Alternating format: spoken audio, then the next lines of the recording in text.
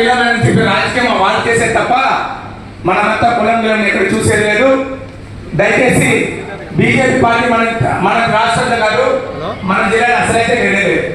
ఏదో వాళ్ళు చెప్పుకుంటున్నారు కానీ వాళ్ళ డిపాజిట్ కూడా వాళ్ళకి తెలుసు, అదేవిధంగా కూడా తెలుసు. ఇవాళ 2-3 లక్షల మెజారిటీతో రామసాయం రఘురామ్ రెడ్డి గెలుస్తున్నారని చెప్పేసి ఇంటెలిజెన్స్ కూడా చెప్తా ఉన్నారు. దయచేసి గెలిచే కూడా మీద మనం పందే కాద్దాం.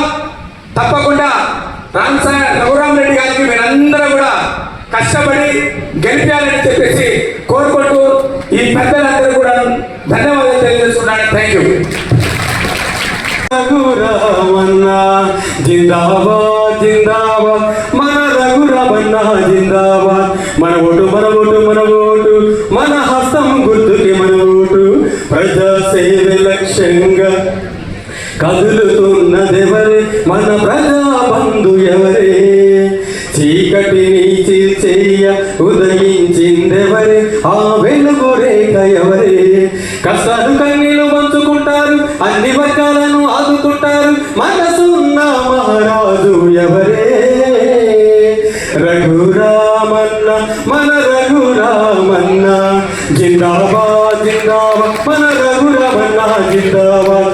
మన ఓటు మన ఓటు మన ఓటు, మన హస్తం గుర్తుకి మన ఓటు.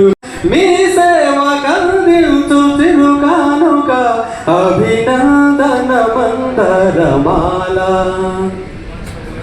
రాష్ట్ర చరిత్రలోనే